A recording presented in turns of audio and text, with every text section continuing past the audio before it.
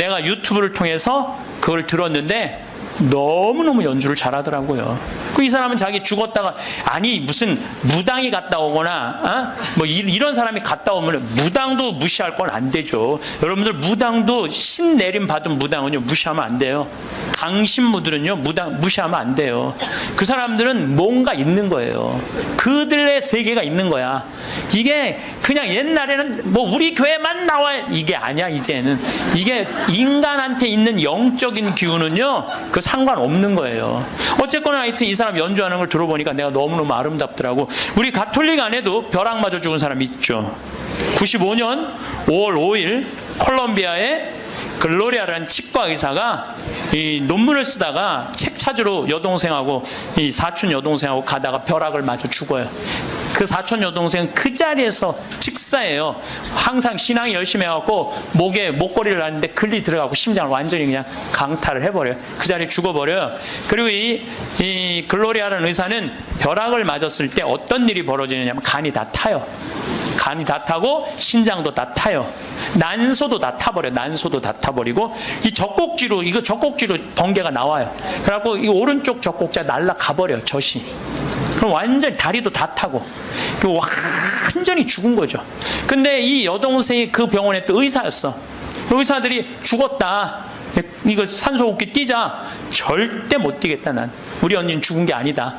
이 사람은 이제 영혼이 나가갖고 하늘나라 올라가갖고 이 천국, 연옥, 지옥 다 돌아다니는 거예요. 그리고 이 사람은 16살 때 낙태를 해요. 그러면서 하나님이 너 낙태한 거 그래 다 보여주는 거야.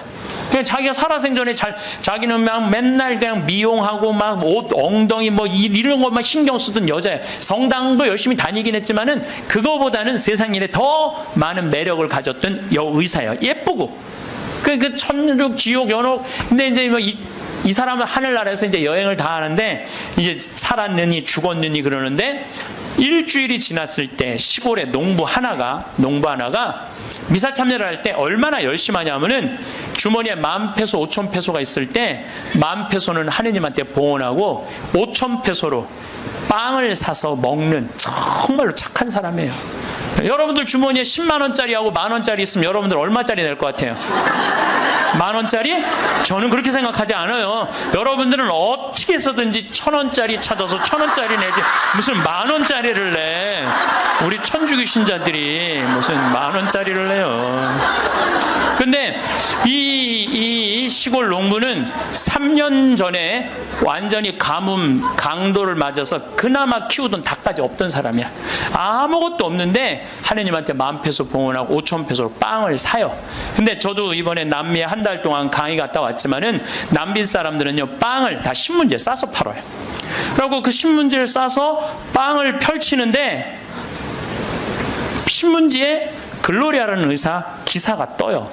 그걸 보고 이 사람 그 자리에 무릎을 꿇어요. 하느님, 이 능력 있는 의사를 만약에 돌려보내신다면 내가 성모님 성지 순례를 갈 것이고 죽은 이들을 위한 기도를 열심히 하겠다고.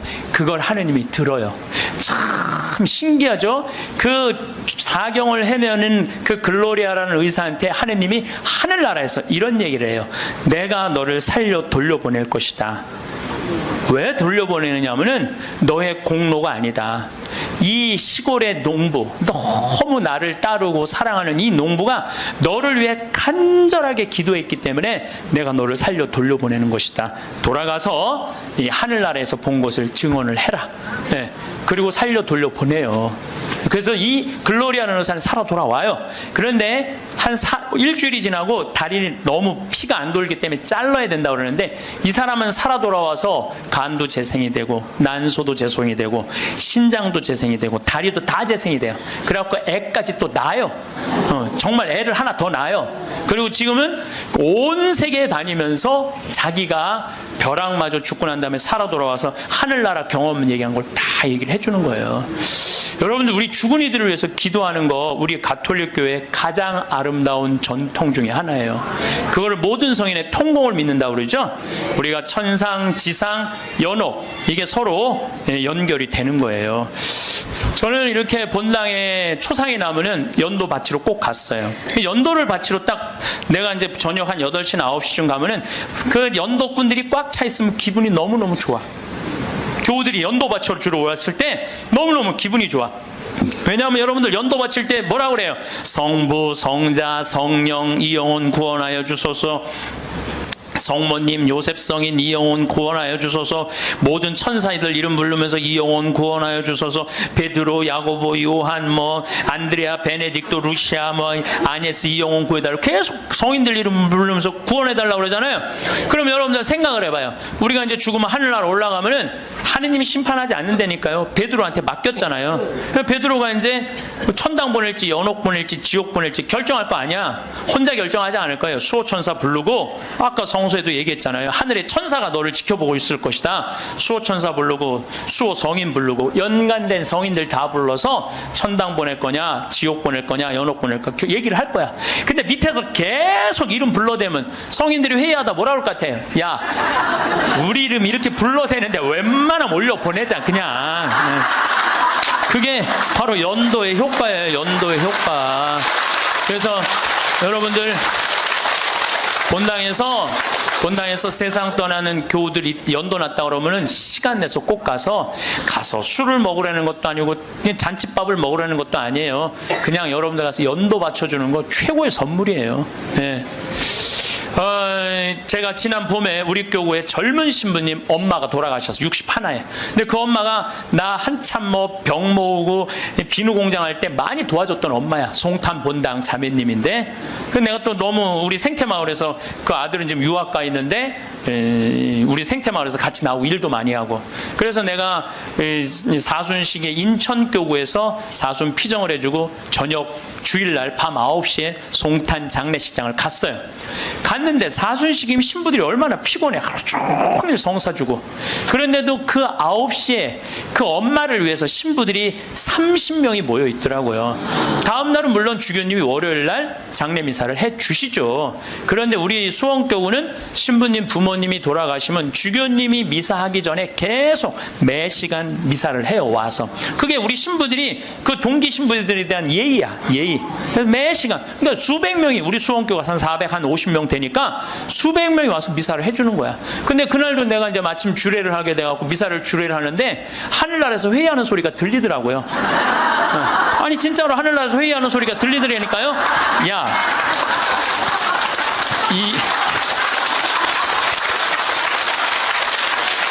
이번 분은 대단한 분인가 보다. 이거 신부들이 수백 명이 이렇게 미사를 봉헌하니 이번 분은 그냥 묻지도 따지지도 말고 올려보내라. 그래서 그 우리 신부 엄마는 묻지도 따지지도 않고 천당 올라갔을 거예요, 분명히.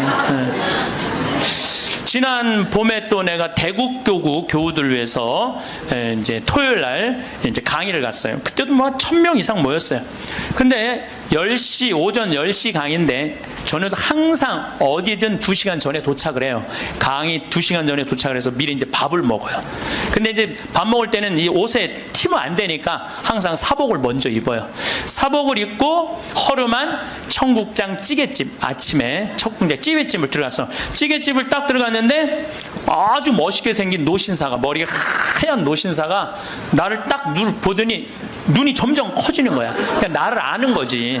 나를 아는데 내가 또 근데 이제 로만 칼날 아내니까 진가민가 했나 봐요. 그렇다고 내가 가사 걷고 저는 황창현 신부입니다 이렇게 할 수가 있나. 그냥 아시는 걸로 끝나는 거죠. 그래서 앉아갖고 이제 그 노신산 먼저 밥이 나왔어요. 근데 밥을 독특하게 드시더라고. 밥이 나왔는데 밥 몇 숟갈을 한 몇 알을 떠더니 뚜껑에 딱 올려놓더니 잠깐 이러더니 밥을 먹기 시작하더라고. 독특하다. 저건 개신교법도 아닌데 독특한 우리 천주교법도 아니고. 그래서 이제 나도 이제 밥이 나와갖고 이제 난 이제 성호를 이제 긋고 이제 밥을 먹으려고 이제 사복을 입었어도 성호를 딱 끄니까 성호를 그니까 그때서 그 노신사가 이렇게 말하는 거예요. 혹시 황창현 신부님이시냐고? 그래서 나 황창현 신부 맞다고. 그랬더니 자기는 불자라는 거예요. 불자인데 신부님 행복 특강을 돈도 안 내고 너무 잘 본다는 거야. 어쩜 이렇게 젊은 신부가 모르는 게 없냐고.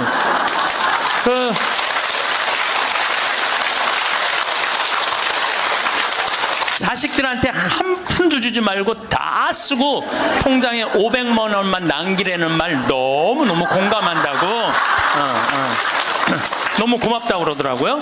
그래서 감사합니다. 그리고 이제 내가 그분이 불자라는 말을 들었을 때 밥을 왜 몇 알을 떠놓고 뚜껑에 올렸는지 알아요. 영혼밥 떠놓은 거예요. 영혼밥. 네, 아까 내가 사자밥 말씀드렸죠.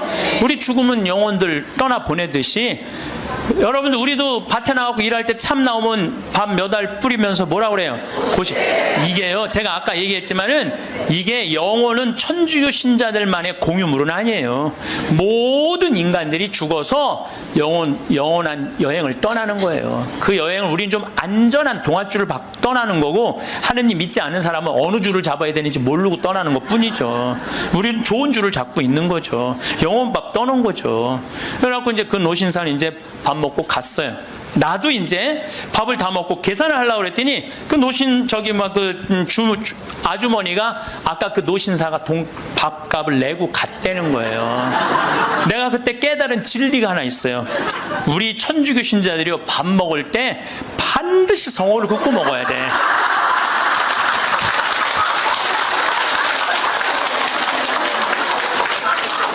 그래야지 뭔가 얻어먹는 게 있는 거예요, 여러분들. 성호를 꺼야지. 내가 지난달에도 우리 생태마을의 부관장 신부들하고 내가 또 신학교 보낸 신부들하고 여행을 같이 갔어. 단풍 여행을 갔어. 단양이라는 곳을 갔는데 전심에 이제 신부들 꽤 많았죠. 능이버섯 찌개를 시켰어요. 우리들 많이 시켰어요. 그래서 이제 다 나와갖고 야 우리 기도하고 먹자 그랬고 성호를 딱 끊는데 저쪽에서 아저씨 하나가 오더니 황 신부님이 있냐고 그러더라고. 그렇다고 그러니까 자기 성당 안 다니는데 신부님 강의 너무 재밌게 보고 있다고 밥값은 내가 내겠다. 그래서 이 성호 걷는 게 진짜 중요해. 성호 걷는 게.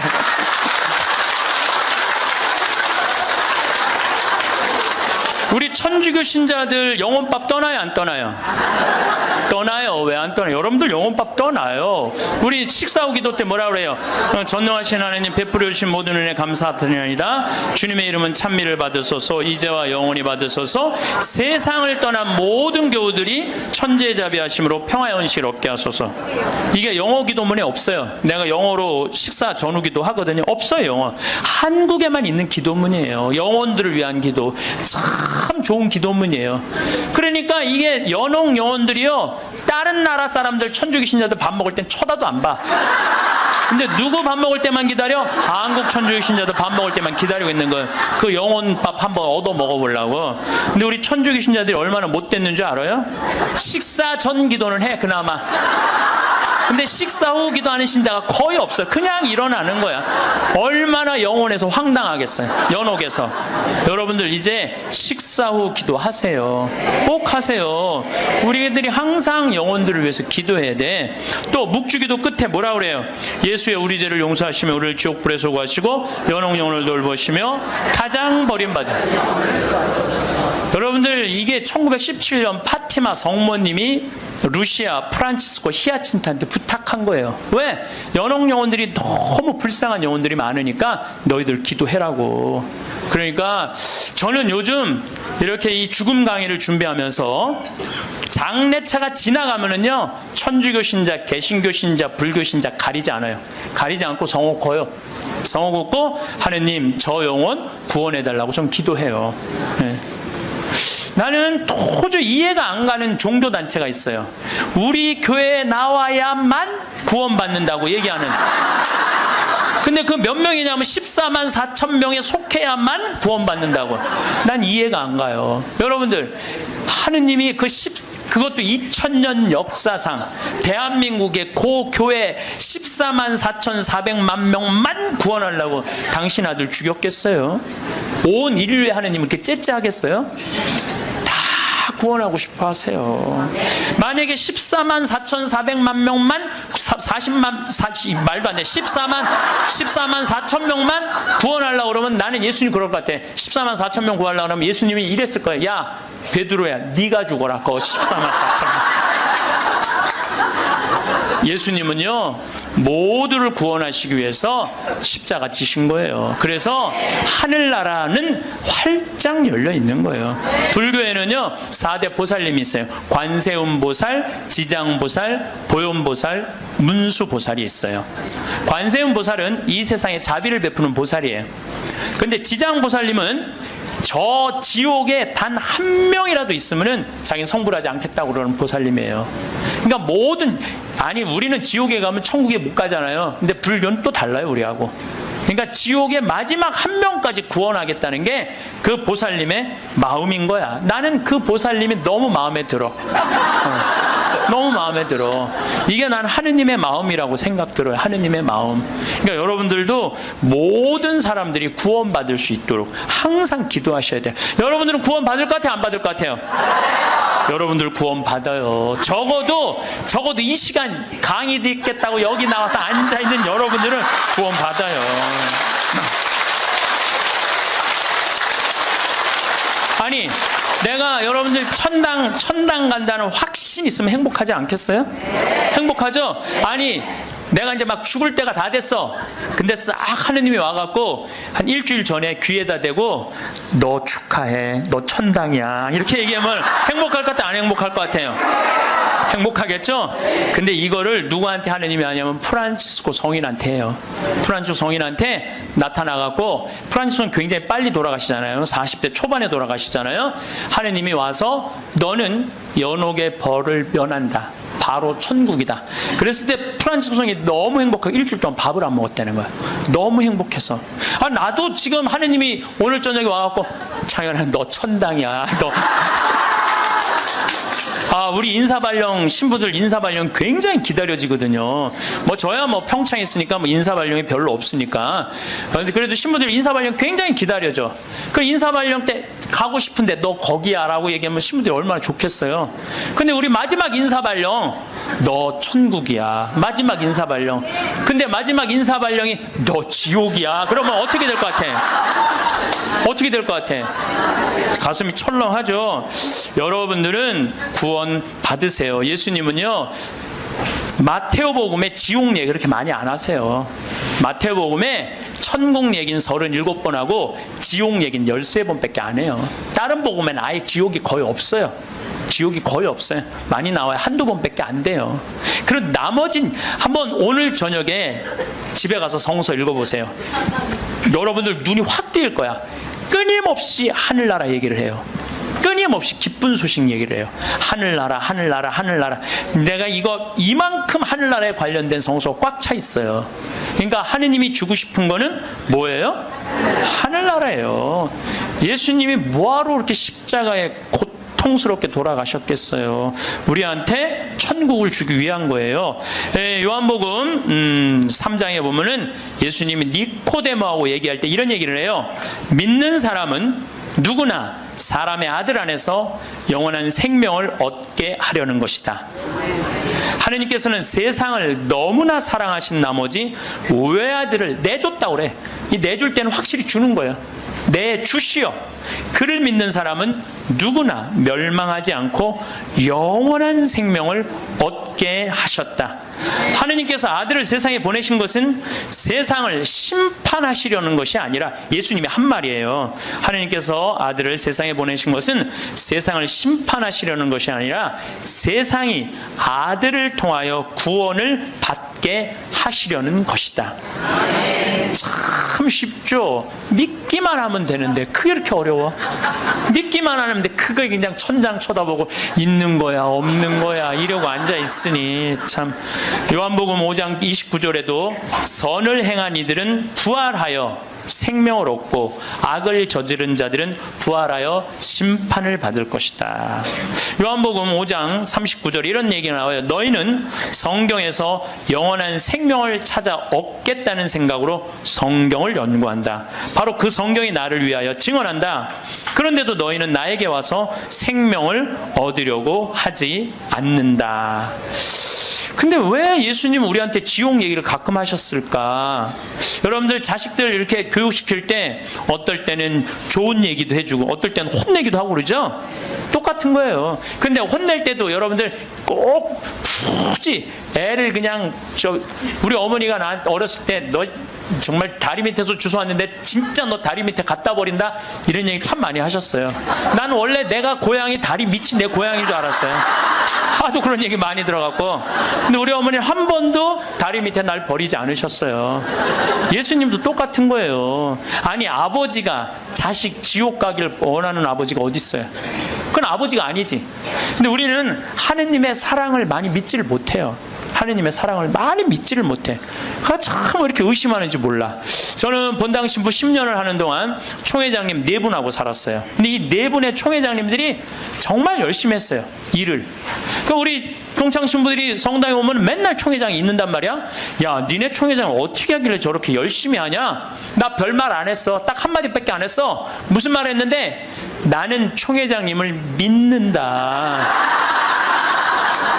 믿는다는 말 한마디에 총회장님이 책임감을 느끼는 거예요. 본당 신부가 믿는다는데. 그러니까 저는 강의 다닌다고 성당 거의 있었던 적이 없어. 맨날 성당 비우고 돌아다녔는데 2번 다 성당을 신설 성당이니까 성당을 하나는 전 신부님이 져주신 거 내가 완성을 했고 2번째 성당은 내가 처음부터 끝까지 졌거든요. 그래도 저도 성당에 생전 안 붙어 있었어요. 그래도 성당 너무 잘 져줬어. 근데 누가 다 책임진 거예요? 총회장이 다 책임. 뭐 때문에? 내가 믿는다는 말 한마디에. 여러분들 그 많은 신들 중에 인도에는 신이 3억 명이나 된다는데 그 많은 신들 중에 야훼 하느님 당신만을 나의 주님으로 믿습니다라고 고백하면은 하느님은 나한테 책임감 느낄 것 같아, 안 느낄 것 같아? 아니 저놈이 날 믿는다는데 저거 하나 천당에 못 데리고 오겠어요? 근데 만약에 여러분들이 어느 날은 믿는 것 같고 어느 날은 안 믿는 것 같고, 그럼 하느님 어떠실 것 같아요? 어느 날은 책임져야 될 것 같고 어느 날은 책임지지 않아도 될 것 같고 그러네. 믿으려면 어떻게 믿어야 돼? 확실하게 믿어야 돼. 확실하게 믿어야 돼. 그리고요, 제가 예비자 교리 참 잊지 못하는 예비자가 하나 있었어. 6개월 동안 그렇게 예수님에 대해서 얘기하고 성경에 대해서 얘기하고 예수님 증언했는데 6개월 후에 교리 마지막 끝에 자 마지막으로 질문해 보십시오 그랬더니 딱 손을 들더니 신부님 솔직히 얘기해 달라는 거예요. 뭘 솔직히 얘기하니까 진짜 예수님 믿냐고 솔직히 해달라는. 6개월 지났는데. 자, 여러분들도 저한테 그렇게 물어보고 신부님 솔직히 한번 얘기해보라고. 예수님 믿느냐고. 내가 이스라엘 다녀오고 과달루페 가고 파티마 가고 루르도 가고 또 수많은 사제생활 23년 하면서 수많은 신앙 체험하고 나도 신앙 체험하면서 내가 느낀 게 있어요. 내가 확실하게 나한테 물으면 내가 얘기할게. 하느님 확실하게 살아계셔.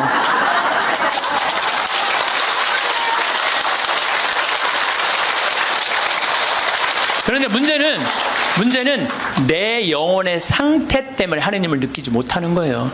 하느님은 그냥 계셔. 근데 내 이놈의 영혼이 왔다 갔다 하는 거지. 하느님이 있다 없다 하는 게 아니야. 내 마음 안에 신앙이 있다 없다 하는 거지. 하느님은 그냥 그대로 그 자리에 계셔. 내가 깨어서 기도하고 주님을 끊임없이 찾고 주님께 찬양을 드리고 감사를 드리면요, 주님은 응답해 주세요. 근데 혼자 그냥 방구석에 갖고 있는 거야 없는 거야 이러면은요, 아무리 대답해 주고 싶어도 방구석에서 나와야지. 근데 여기 지금 나와 있는 분들은 대답을 듣잖아요. 마태복음 25장에 슬기로운 처녀, 미련한 처녀 얘기가 나와요. 슬기로운 처녀 등잔에는 기름이 많았고 미련한 처녀 등잔에는 기름이 하나도 없었어. 미련한 처녀들은 어떤 처녀들이 미련한 처녀들이냐면 맨날 의심하고 성당도 안 나오고 가난한 사람도 안 도와주고 그냥 이러고 있는 처녀들이 미련한 처녀들이에요. 슬기로운 처녀들은 어떤 처녀들이야? 명동에서 피정 있다 그러면 아침부터 와서 앉아있고. 그래서 이 처녀들이요,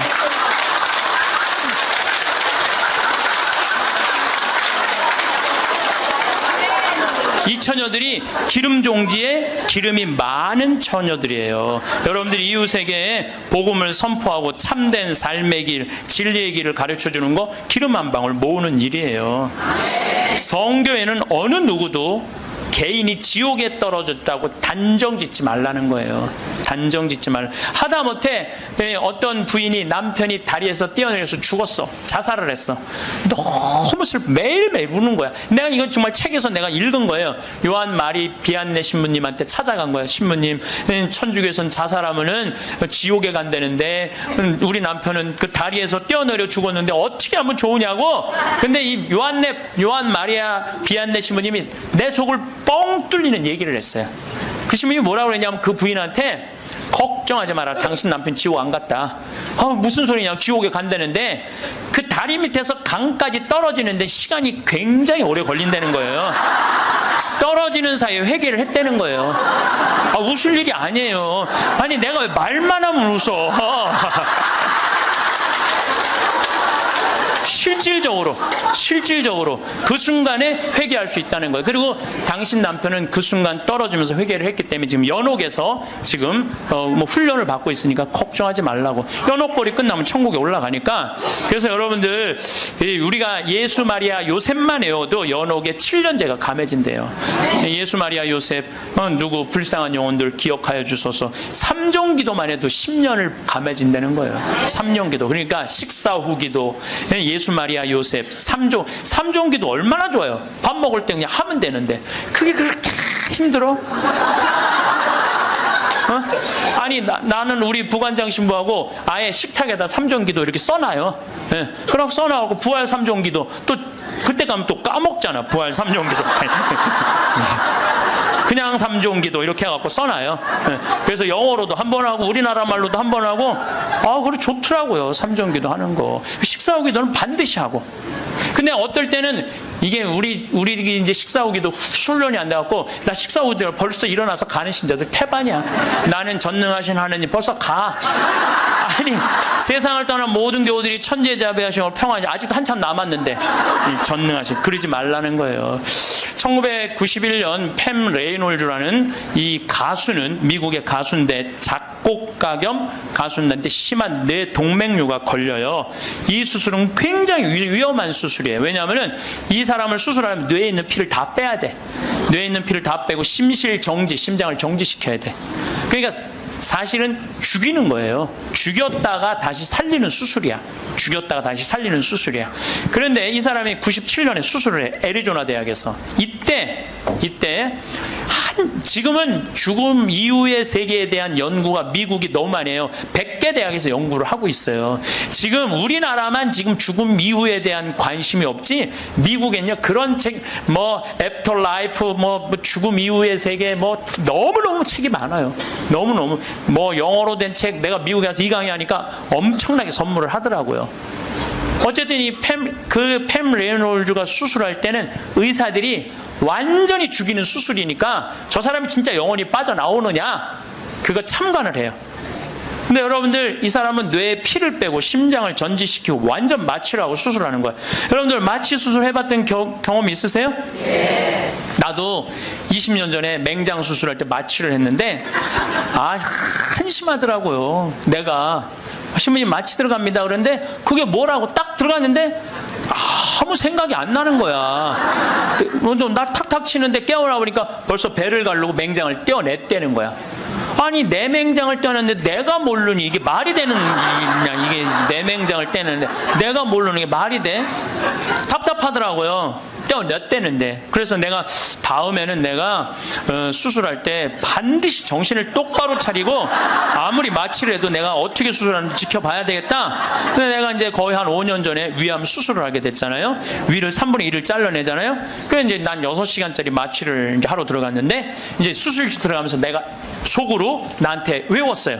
정신 똑바로 차려야지. 정신 똑바로 차려야지. 그래서 수술실 들어가고 신부님 마취 들어갑니다. 그럴 때 딱 씌울 때 정신 똑 그걸로 끝이야. 정신 또 그걸로 끝이야. 깨어나 보니까 배를 가르고 위를 3분의 1을 잘라냈다. 이번에도 그냥 당한 거지 그냥. 아무 생각이 안 나. 아무 생각이. 근데 이 팸 레이놀즈도 이 수술실에 들어갈 때 뇌에 피를 다 뺐으니 이 사람은 아예 생각이 없는 사람이에요. 심실 정지시키고. 그래갖고 딱 수술을 시작을 했을 때 이 사람은 영혼이 빠져나와요. 빠져나와갖고 수술실 장면을 지켜봐요. 의사가 간호사한테 지시하는 거, 수술 도구 전해주는 거, 그리고 자기 머리를 자르는 수술 도구를 봐요. 자기 머리 자르는 걸 봐요. 쫙 자르고. 내가 이제 죽었구나. 그래갖고 이 팸 레이놀즈는 건물, 이제 병원 위로 올라가고 하늘나라 올라가는데 자기 할머니가 목소리가 특이했대. 하늘나라에서 막 부르더래요. 오라고. 하늘나라 올라가 보니까 자기 할머니가 있고 죽은 형제 친척들이 쫙 있더래요. 너무 아름다운 모습으로 빛을 내고. 그러니까 죽은 사람들 거의 공통적인 의견이에요. 근데 자기 기타를 가르쳐준 외삼촌이 넌 아직 키워야 되는 애도 있으니까 넌 가야 된다고. 난 가기 싫다. 이거 너무 좋다. 가라. 가기 싫다. 그러면서 실갱이를 하는데 삼촌이 확 미는데 수술이 끝난 거예요. 깬 거죠. 살아 돌아온 거죠. 근데 이 사람은 놀랍게도 참관한 의사들한테 의사들 배치를 다 얘기를 해줘요. 어떤 의사가 어느 자리에 있었고, 수술 도구는 여러분들 우리들이 수술하러 들어갈 때요, 절대 수술 도구를 개봉을 안 해요. 오염될까봐, 감염될까봐. 그래갖고 의사들이 완전하게 다 방지를 하고 이 사람 마취 끝나고 난 다음에 수술 도구를 다 꺼내요. 그러니까 우리들은 수술 도구를 어떻게 생겼는지 몰라. 수술실에 들어간 사람 알아요? 몰라요? 모르죠? 근데 자기 머리 자른 거, 전동기, 칫솔같이 생긴 것까지 다 설명을 하는 거야. 다.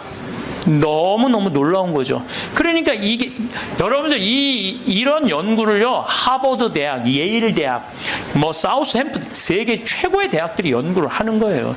그냥 내가 무슨 뭐 무당하고 만나갖고 그냥 대충 얘기하는 게, 짜고 얘기하는 게 아니고 이건 뭐 논문으로 나오는 내용들을 여러분들한테 전해주는 거예요. 여러분들은 바쁘니까 책 읽을 시간이 없잖아. 내가 대신 읽어갖고 다 지금 전해주는 거예요.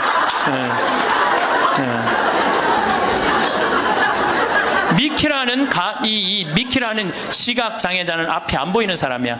앞이 안 보이는 사람인데 이 미키는 18살, 우리나라는 20살인데 교통사고로 죽어요. 근데 이 사람은 태어나서부터 앞이 안 보이던 사람이야. 그러니까 하얀색이 뭔지, 까만색이 뭔지, 빨간색이 뭔지 아무리 설명을 해줘도 모르죠. 태어나서부터 앞이 안 보이니까. 나무가 어떻게 생겼는지 뭐 설명을 해줘도 상상을 하지, 꽃이 어떻게 생겼는지 알 수가 없잖아요. 근데 이 사람이 교통사고로 죽어요. 죽어서 딱 수술실에 들어갔는데 자기 몸을 처음으로 봐요. 반지를 보고 자기인 걸 알아요. 내가 저렇게 생겼구나. 머리 모양을 보고 내가 저렇게 생겼구나. 그리고 죽어서 하늘나라로 올라가는데 빨주노초 파남보를 다 보는 거야. 너무 아름다운 빨주노초, 온갖 아름다운 꽃, 새, 나무를 보는 거예요. 그러고 하늘나라에서 너무너무 행복하게 있는데 수술해서 살려낸 거야. 육신을 살려내면 돌아와야 된다고 그랬잖아요. 돌아온 거예요. 돌아왔는데도 이 사람은 어떤 거야? 역시 앞이 안 보이는 거죠. 역시 앞이 안 보이는. 근데 역시 앞이 안 보이는데도 이 사람은 모든 색깔을 너무 정확하게 설명을 하는 거예요. 모든 색깔. 나무는 어떻게 생겼고 꽃은 어떻게 생겼고. 이 미키라는 사람도 굉장히 중요한 연구 대상자가 돼요. 연구 대상. 왜냐하면 아예 시각 장애자인데 모든 색깔에 대한 설명을 너무 잘하는 거야. 한 번도 색깔을 본 적이 없는 사람인데. 그러니까 영혼이 빠져나가는 거죠. 영혼이 빠져나가는 거죠. 그래서 우리가 이게 죽는 걸로 끝나는 게 아니야. 죽음이 아니고 새로운 삶으로 옮아가는 과정인 거예요. 새로운 삶으로. 여러분들 이제 죽는 거 싫어요? 좋아요? 좋아해야 돼. 아니 죽는 게 싫으면 어떻게 해? 죽는 게 싫으면은 천주교 신자가 죽는 게 싫으면 어떻게 해요? 이제 죽는 거 좋죠? 그래도 죽는 게 싫어. 그래도 살아있는 게 나아. 이 이야기는 조금 더 다음 시간에 하면서 내가 죽음이라는 것이 그냥 우리가 하느님을 만나기 위해서는 반드시 죽음이라는 걸 거쳐야 돼. 제가 조금 어려운 얘기 하나 할게요. 나는 사실 어려운 얘기를 잘 안 하는 편인데 이번 건 굉장히 어려운 얘기예요. 요거는 방송 보면서 적어갖고 한번 묵상해 보세요. 데이아르드 샤르댕이라는 신부님이 있어요. 이분은 최고의 지성인이에요. 이분도 너무 유명한데 여러분들이 바빠갖고 이분 책을 읽을 시간이 없죠. 이분은 신학자면서 지질학자예요. 지질학자. 그런데 이분이 뭐라고 그러냐면은 우리는 이 육신은 영원히 이 육신을 잠시 경험하고 가는 거라고 그래요. 영원히 이 육신을 경험하고 가는 거야. 그러니까 이 육신은 그렇게 중요한 게 아닌 거야. 뭐가 중요한 거야? 영혼이 중요한 거야. 영혼이 중요한데 우린 영적인 삶을 살지 않기 때문에 그 영적인 세계에 대해서 답답한 거예요. 그러니까 너무 육신에 매달리는 거, 육신의 관계에 매달릴 때 영혼의 그 영적인 세계가 죽는 거예요. 그래서 여러분들 기도하는 시간 자주 가지시고 이런 피정 시간 자주 가지시고 그럴 때 영혼의 눈이 뜨일 때 내가 쓰고 있는 육신이 언젠가 떠나야 되는 육신이라는 걸 깨닫게 될 때 삶의 지혜는요 엄청나게 바뀔 거예요. 제가 작년에 아프리카 잠비아 무프리나라는 지역을 다녀왔습니다. 이곳은 인구가 15,000명인데 에이즈 환자가 1,600명이에요. 여러분들 요새 에볼라 그러는데 에볼라는 뭐 많이 걸려야 지금 한 10만 명 걸리는데 전 세계 에이즈 환자가 몇 명이냐면 3,500만 명이에요. 물론 이제 에이즈는 어느 정도 정복했다고 보는데 어쨌든 아프리카는 아직도 에이즈 환자가 굉장히 많아요. 그 한 15,000명 사는데 인구가 한 1,600명이 에이즈에 걸려 있는 거예요. 그래서 수녀님들이, 그것도 우리나라 수녀님들이 이 에이즈 걸린 아이들이에요. 뭐 나이 먹은 사람은 이미 죽었고 에이즈 걸린 아이들을 이렇게 약도 대주고 영양제도 대주고 그럽니다. 그래서 제가 작년에 가서 우리 의사 선생님들, 또 이 사람들이 이가 아파도 이를 못 빼요. 그래서 이제 치과 의사 선생님들 모시고 가서 에이즈 환자는 이게 이 빼는 게 굉장히 위험해요. 막 이렇게 날카로운 뭐 치과 도구가 이렇게 찔리면 안 되는데 작년에도 그런 위험이 있었는데 올해 간 선생님이 저 수원에서 치과하는 우리 열심한 교우 선생님이 해다 찔렸어요. 그 에이즈 이 피가 그렇게 찔린 거죠. 그래서 어쨌든 이제 뭐 의사 선생님들 모시고 와갖고 이도 빼주고 에이즈 아이들 영양제도 좀 대주고. 그러니까 엄마가 또 빨리 죽으니까 애들 그 고아 아이들이 많은 거야. 근데 얘네들도 에이즈에 걸려갖고 나오는 거예요.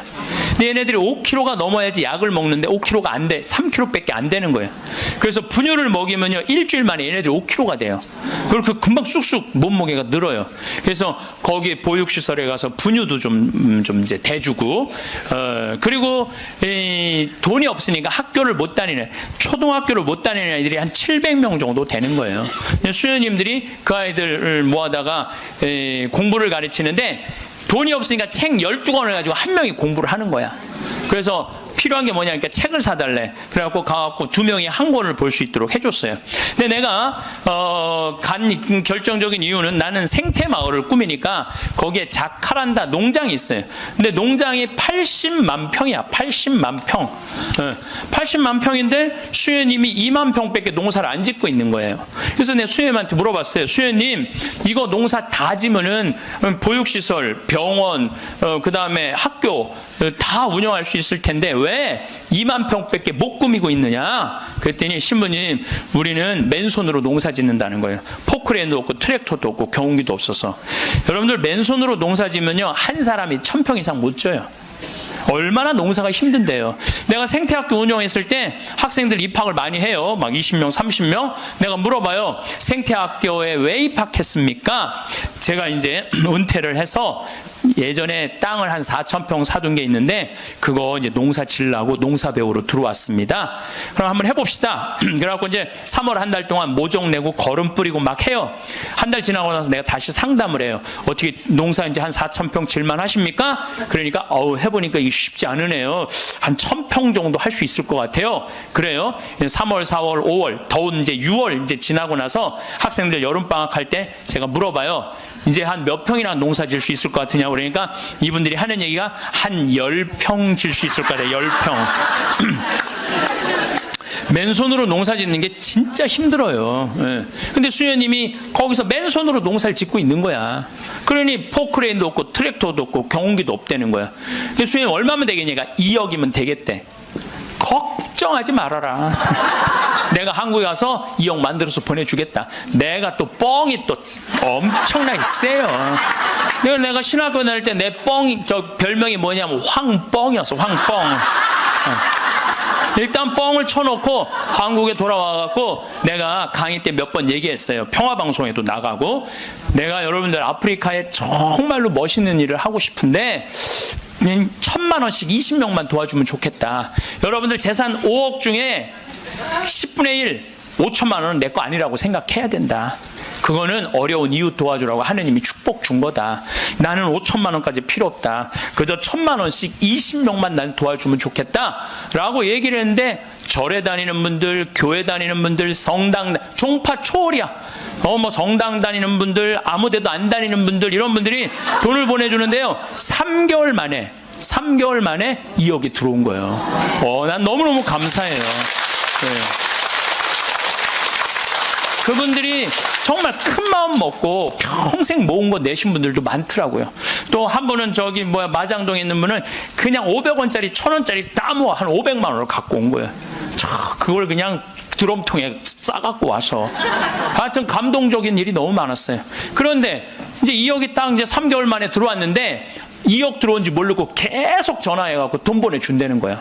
그래서 내가 전화 받아갖고 이제 2억 들어왔으니까 그만 보내셔도 된다고 이렇게 말을 할 수가 있어야지. 돈을 보내준다는데. 계속 받았어요. 계속 받았는데, 내가 요새 강의 때문에 책상에 못 앉아있는데, 어젠가 그제 여기 평화방송 강의 준비한다고 밤 12시에 들어가는데 1,000만 원을 또 전주에서 어떤 분이 또 보냈더라고. 그것까지 합쳐서 들어온 돈이 7억 1,000만 원이 들어온 거예요. 7억 1,000만 원. 아니 2억이면 되는데 7억이 들어오니까요, 사람이 마음이 간사해지더라고요. 난 그래서 이걸 하면서 그 복지시설 사람들 이해가 되더라니까요. 그 돈 떼어먹는 사람들 이해가 되더라니까, 이래서 떼어먹는구나.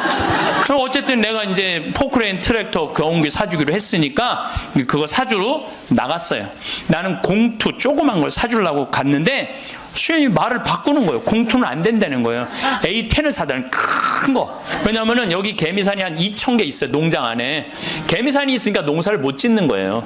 개미산 때문에 가려서 2,000개나 되는데, 얘네들이 짐은 100년 동안 짓는 거야. 산 하나를. 100년 동안 지니까 얼마나 크겠어.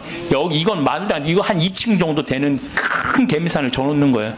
그럼 거기다 농사를 지려면 이게 보통 하나에 100평 정도 차지하고 있거든요. 그 농사를 지려면 장정 둘이서 꽃갱이로 한 달을 뽀개야 그거 하나를 뽀개는 거야. 그 2,000개를 언제 뽀개? 그래서 포크레인을 사달라는 건데, 공투를 사주면 바가지를 꼽으면은 그 개미산을 포크레인 못 이겨요. 그래갖고 포크레인이 넘어진다는 거예요. 사달라면 1m 20짜리 큰 거 사달라는 거예요. 공투는 한 7천만 원이면 되거든요. 근데 그냥 A10을 사러 나갔더니 2억 8,700이야. 돈 좀 떼어먹어 보려고 그랬더니 떼어먹을 돈이 없는 거야. 그것도 우리나라 포크레인을 사주려고 그랬더니 우리나라 건 안 된대. 서비스 포크레인은 하면서 호수라는 게 막 터져요. 이렇게 연결돼 있는 게 큰 기계를 하니까 그거를 고치는 거는 볼보밖에 없는 거야. 그래서 볼보로 살려고 그랬더니 엄청 비싼 거예요. 그래갖고 어떻게 약속을 했으니까 2억 8,700짜리 포크레인 샀어요. 그 트랙터 6천만 원짜리 사고 경운기 2대 1,200만 원짜리 사서 작년에 11월 달에 인천항에 가서 택배로 붙였어. 또 이 포크레인이 너무 크니까 포크레인을 잘라요. 난 또 포크레인 자르는 거 처음 알았어. 포크레인을 잘라갖고 컨테이너 2대 나눠서 보낸 거야. 기술자를 보내갖고 붙이는 기술자도 보내고. 근데 여러분들 포크레인하고 트랙터만 보내면 걔네들 알아서 일해요? 기술자도 따라가야 돼. 그러니까 작년 11월 달에 포크레인 트랙터 택배로 붙일 때 기술자 둘도 택배로 붙였어. 그냥. 그런데 이 기술자들 둘 한 달 월급 완전히 기계를 고칠 줄 아는 기술자를 찾아서 보내야 되니까 둘 한 달에 800만 원이에요. 그 1년 쓰면 1억 아니야. 돈이 팍팍 줄어드는 거야. 이제 그거 이제 끝나고 난 다음에 거기 뭐 걔네들이 그냥 뭐 기술자가 따라가면 막 알아서 해요. 기름 대야 되잖아요. 기름도 한 달에 1,000만 원씩 되는 거예요. 기름도 한 달에 1,000만 원씩. 예, 기름도 한 달에 1,000만 원씩. 돈이 막 완전히 줄어드는 거야. 근데 수녀님이 내가 처음에는 빈말인 줄 알았대요. 2억 보내주겠다고. 근데 뭐 포크레인 보내지, 기술자 보내지, 기름값 보내지. 그러니까 수녀님이 자신감이 생겼나 봐. 아, 신부님 귀양 도와주실 거 우리가 닭을 팔고 싶은데 지금 잠비아는 여름이에요. 45도까지 올라가요. 그러니까 보통 1시간 거리에 닭 못 파는 거야. 상하니까. 그러니까 신부님 냉동고를 보내주면은 닭을 팔 수 있을 것 같다는 거야. 얼마냐니까 2,200만 원이래. 뭐 2,000이면 돈도 아니지만 1억씩 막 나가는데 걱정하지 말아라. 내가 보내주겠다. 내가 보내줬어요. 네, 냉동고를 보내줬더니 수녀님이 너무 신난다는 거예요. 왜 신나냐 그러니까 한 마리도 못 팔던 닭을 한 달에 1,200마리씩 판다는 거예요. 1,200마리씩. 그런데 수녀님이 또 전화를 해서 신부님 문제가 생겼다는 거야. 무슨 문제가 생겼냐니까 닭을 너무 많이 팔다 보니까 닭장이 모자라네. 닭장이. 닭장 줘달래. 닭장. 그래서 얼마면 되냐 그러니까 1억이면 된대. 좋다. 이제 들어온 돈이 다 나가게 생긴 거 이제. 좋다. 이번 여름에는 이제 치과 의사 선생님들, 안과 의사 선생님을 모시고 왔는데 이제 좀 젊은 분들이 가는데 안과 의사 선생님 대학병원에 과장님을 모시고 간 거야. 수술 도구까지 다 갖고 내가 다 우리 저 후원하는 분들이 보내니까 치과 수술 도구, 안과 수술 도구 다 갖고 갔거든요.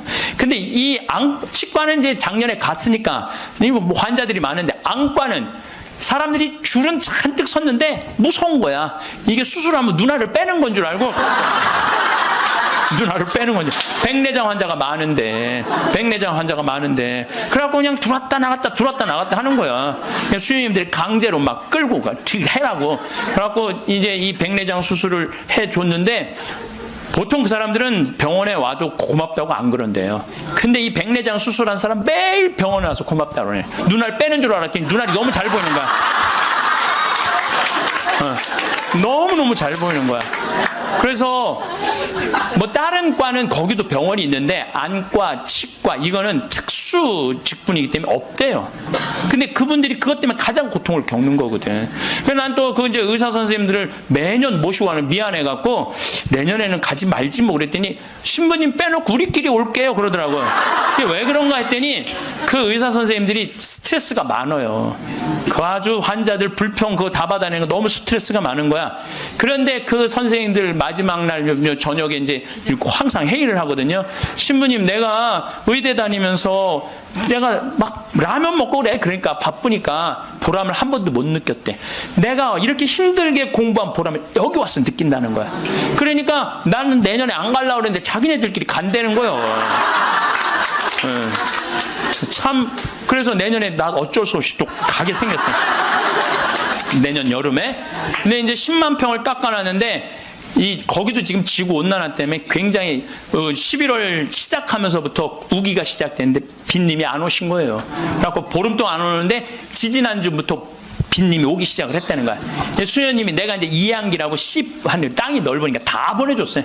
그 편지가 어제 왔어. 보니까 신부님 뿌렸는데 지금 비가 오시는데 옥수수가 대가 올라오기 시작한다는 10만 평에. 나는 그게 내 것도 아니고 그 프란치스코 전교 수녀회 건데도 나는 내 게 아니잖아요. 그게 그 수녀님들 도와주러 간 거니까. 그런데도 그거 생각하면 너무 행복해요. 이야, 난 정말 행복한 사람이구나. 너무너무 좋죠. 그러니까 이제 이제 70살까지 나는 일이 기다리고 있는 사람이야. 그러면 70살이 되면 이제 뭐를 해야 돼? 은퇴를 해야 돼요, 우리 신부들. 여러분들 70살이면 멀쩡한 나이예요. 여러분들 요즘 나이 계산하는 법 새로 나온 거 아시죠? 내 나이에 0.7년을 곱하면 그게 본 나이예요. 그러니까 지금 70살은 77이 49, 49살이에요, 49살. 49살이라니까 70살들은 70살이에요? 잠깐 일어나 보세요. 미안하지만 일어나 보세요. 아니 괜찮아. 누가 70살이라고 그래? 49살이지.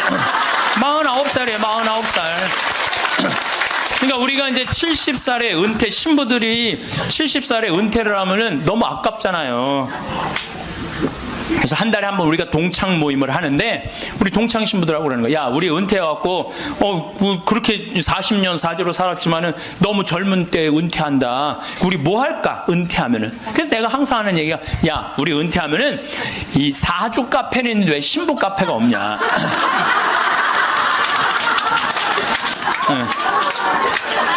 우리 신부 카페 하자. 신부 카페. 아니, 요즘 사람들 마음 답답하면 사주 카페 가고 전보 커피 마시면서 전보잖아요. 그러니까 우리도 신부로, 여러분들 신부로 귀신의 애비로 40년을 살면요 웬만한 무당보다 나아요. 귀신의 애비로 40년 정도 살면 웬만한 무당보다 낫다니까요. 네, 지금 70살 원로 신부님들 딱 여러분들 보면요, 여러분 인생이 딱 보여요. 얼굴이 뭐냐면 얼이 들어왔다 나갔다는 굴이야. 얼이 들어왔다는. 그래서 우리 얼굴 안에 7,000개 인생이 있다는 거예요. 여러분들 얼굴 안에 딱 보면 남편이 바람 피고 있구나, 이게 금방 나온다니까. 웬만한 점쟁이 무당보다 낫다니까요. 저도 본당 신부하면서 무당들 세례를 많이 줬어요. 무당들이 천신, 자기가 모시는 신기가 떨어지면요 천신을 찾아온다니까요. 그래서 내가 뭐 북도 태우고 막 이거 신물도 많이 태워주고 세례도 주고, 또 어떤 무당은 유방암이 걸렸는데 60 한 7, 8쯤 됐는데 평생 이제 점을 봐준 거죠. 근데 이제 나한테 온 거예요. 이제 삶을 정리하고 하느님한테 귀하고 싶다고. 살아온 얘기 다 들어주고, 그리고 이제 마지막에 이제 죽을 때 또 신부님 성가 소리 듣고 죽고 싶다고. 근데 쫓아가갖고 또 보니까 막 기다리고 있더라고요. 그래서 성모님 성가 듣고 싶다. 그래서 내가 막 성가 불러주는데 그렇게 해서 돌아가셨어. 그러니까 내 품에 죽은 무당도 있다니까. 내 품에 죽은. 내가 웬만한 무당보다 낫지. 웬만한 무당보다 나은 거예요. 그러면 우리가 카페 차려놓고 여러분들 본당 신부님들 면담하려고 그러면 얼마나 힘들어. 본당 신부님 바쁘고 우리 은퇴하면 시간도 많은데. 그래서 우리 잘생긴 시모니 신부가 있어요. 오늘 오후에 만날 건데, 시모니 신부 그 커피 바리스타 자격증도 있고 잘생기고 자격증이니까 시모니 신부는 커피 바리스타 하고, 그리고 나보다 7살 많은 베네딕토 신부라는데 얼굴이 못생겼어요. 형은 그 정신없이 왔다 갔다 하지 말고 주방에서 나오지 말고 거기서 나오지 말고 음식하고 음식. 그 다음에 뭐 담배만 피고 아무것도 안 하는 우리 마티아 신부, 너는 청소하고.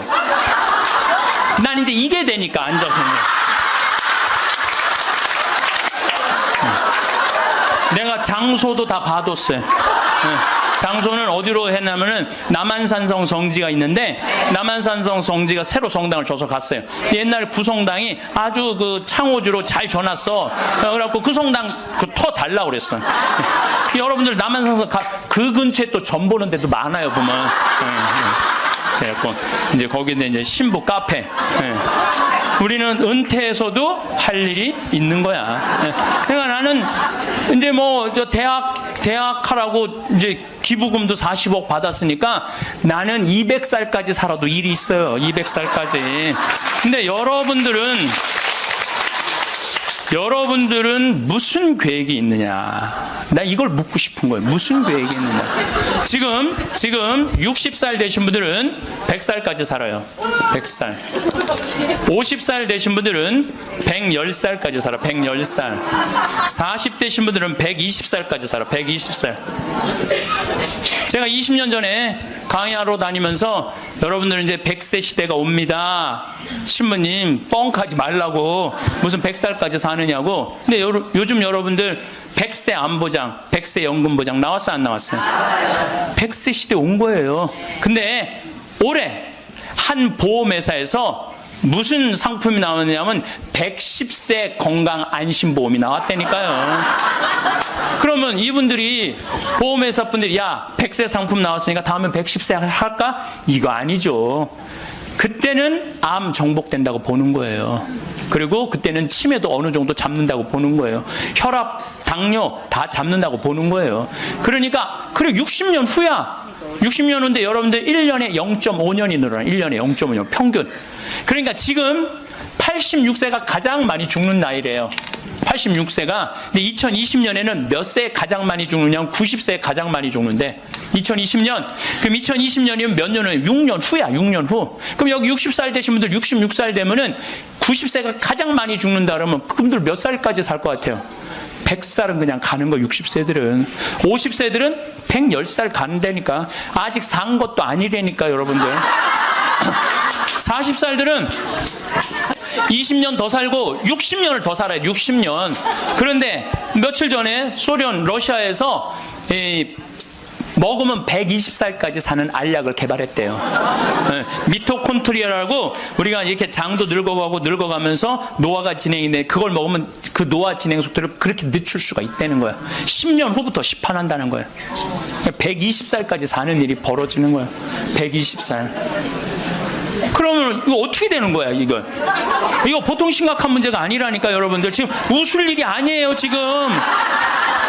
웃을 일이 아니에요. 예, 심각한 거예요. 3년 전에 우리나라가 100살 이상이 1,700명 선에서 왔다 갔다 했어. 3년 전에. 여자가 1,600명, 남자가 100명. 3년 전에 100살 이상이. 예. 그런데 올해 내가 인구 통계청에 들어서 자료를 뽑아보니까 올해는 100살 이상이 몇 명이냐면 14,000명이에요. 14,000명. 3년 만에 100살 이상이 10배가 늘어난 거예요. 10배가 늘어났어요. 90에서 100살까지는 몇 명이냐면 13만 4천 명.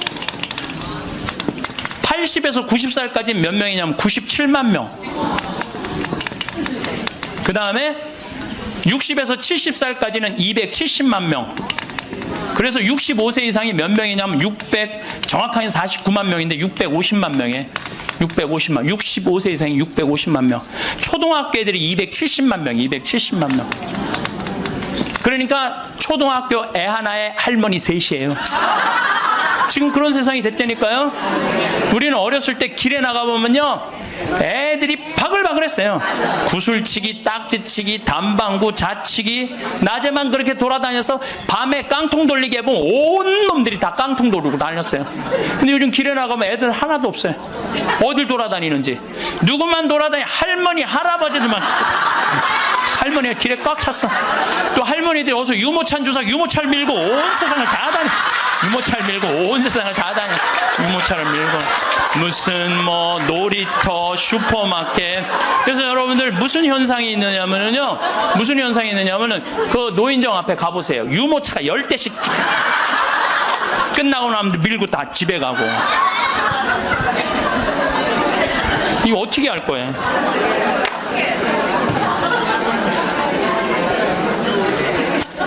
조선시대 왕들은 평균 연령이, 조선시대 왕이 27명이었어요. 27명이 있었는데 평균 연령이 46.1세였어요. 왕들이 길게 살아야 46. 왕자고 공주들, 관리 잘한 왕들은 46.1세. 관리 잘 안 하고 왕자도 큰 왕자들 있잖아요. 왕 못된 왕자들. 그거 평균 나이를 36세야. 평민들은 조선시대 35세. 평균 나이 35세. 그때는요, 아무 문제가 없었어요. 그때는 35세. 그러니까 20살에 결혼을 해갖고 35에 주고 40이나 그러면요, 이땐 갈등도 하나도 없어. 20살에 결혼해갖고 3년 애 하나씩 낳으면은 한 7 낳다가 죽는 거야. 7명 낳다가 죽는 거예요. 그렇죠? 네. 삶의 계획이 뭐가 필요해? 그리고 마지막 막내는 놔놓고 누구한테 맡기느냐면 장남한테 맡기고 죽는 거예요. 네. 장남한테 맡기고 죽는 거예요. 네. 계획 세울 필요가 없어요. 근데 지금은 안 죽어. 이게 보통 심각한 문제가 아니에요. 이게 안 죽는 바람에 모든 문제가 다 생기는 거야. 안 죽는 바람에. 여러분 요즘 연금 얘기 참 많이 나오죠? 연금 공무원들이 20년 의무로 내면은 그 다음부터는 받아 먹을 수 있는 거예요. 그럼 20년 냈으면은 20년만 받아 먹어야지. 120살까지는 몇 년 받아 먹을 것 같아요? 60년 받아 먹는 60년. 여러분들 나라 망할 것 같아, 안 망할 것 같아요? 망하게 돼 있어요. 이거는 불보듯 뻔한 거예요. 그리스, 스페인 그래서 망한 거예요. 거예요. 그래갖고 좀 나라 이제 자식들을 위해서 좀 후손들을 위해서 연금 좀 깎자고 지금 국회에서 정부에서 그러는 거 아니에요? 계산 뻔히 나오니까 그 연금 깎자고 그랬더니 깎으려는 연금은 안 깎고 머리 깎고 안 된다고 그냥.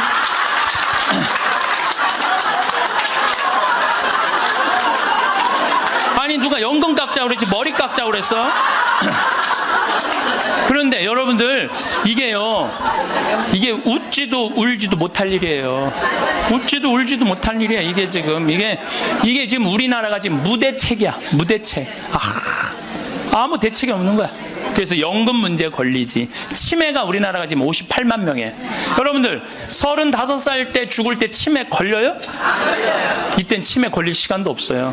근데 지금 80, 90 방에 가만히 앉아 있으면은요, 네가 누군지 내가 누군지도 모르고 그냥 이러고 있는 거예요. 네가 누군지 내가 누군지도 모르고.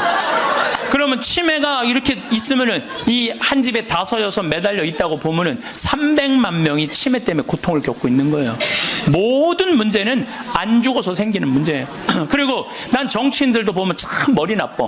여러분들 65세가 650만 명, 50세까지 따면 거의 1000만 명인데 이제는요 진보가 보수를 이길 수가 없어요. 사실 이 라스콜리니코프도 아버지 시계까지 마지막에 맡겨요. 너무 먹을 게 없어서. 그러니까 그 전당포 노파가 너무 미웠던 거예요. 그리고 저런 여자는 죽어도 싸다고 도끼로 찔러 머리를 쳐서 죽입니다. 그런데 늦게 아주 착한 여동생이 들어오는데 그 장면을 봐요. 너무너무 착한 자기하고 처지가 똑같은 그 여동생마저 도끼로 쳐서 죽입니다. 이 살인 후 이 젊은이는 계속해서 이 범죄를 자기 사고에 맞춰 자기 합리화를 하려고 노력을 굉장히 많이 해요. 그 여자는 죽어도 싸다고. 하지만 라스콜리코프는 끊임없는 양심의 소리를 듣고 괴로워합니다. 왜냐하면 착한 여동생, 죄 없는 여동생을 죽였기 때문에. 다행히 가난한 가족을 위해 어쩔 수 없이 몸을 팔게 된 소냐를 알게 되고, 두 노인을 죽인 이 젊은이가 너무 괴로워하니까 소냐가 내가 같이 십자가를 져주겠다고 그렇게 사랑을 하게 되고, 결국은 소냐의 설득으로 자수를 해요. 그리고 시베리아에서 8년 동안 참회 속에서 다시 회개를, 그러니까 죄를 져서 벌을 받고 회개를 해서 행복한 삶을 출발한다는 내용이 긴 내용인데 그렇게 끝을 맺습니다. 도스토옙스키는 사람이 죄를 지었으면 회개하고 그에 마땅한 벌을 받아야 새로운 삶으로 거듭난다는 이야기를 1866년에 발표하게 됩니다. 그런데 지금 대한민국은 2024년 국민을 상대로 계엄을 선포하고 온 나라를 불안과 공포로 몰아넣는 죄를 저지르고도 반성과 사과 한마디 없이 끝까지 자신들이 계엄을 선포한 것은 죄가 아니고 합당한 통치 행위였다고 항변하는 무리들을 보면서 저는 이미 죄에 완전히 물이 들어 죄가 뭔지 무엇인지 분간 못하는 사람들 모습을 보면서 화가 치밀어 올랐어요. 그야말로 세상 사람들 말로 한다면 뚜껑이 한참 열렸어요. 저들은 참 죄라는 단어 자체를 완전히 까먹고 아예 죄에 익숙해져 버렸구나 하는 생각을 합니다. 뭔가 익숙해진다는 건 좋기도 하지만 아주 무섭기도 한 거예요. 살인에 익숙한 사람은 처음이 어렵지 10번, 20번, 30번 그때까지 할 수 있을 때까지 하는 게 죄입니다. 아울러 사순시기를 맞이하는 우리들 역시 죄에 익숙해 있지 않은가 반성해 봅니다. 사실 지금 감옥에 가 있는 정치인들 잘못한 게 없다며 다시 그들의 정치 지도를 받겠다며 거친 욕설과 행동, 악에 치받쳐 시위를 하는 사람들, 법원을 유리창을 깨고 판사 죽인다고 찾아다니는 모습들을 볼 때 지금 죄에 너무 익숙해져 있는 공동체가 아닌가 그런 생각을 합니다.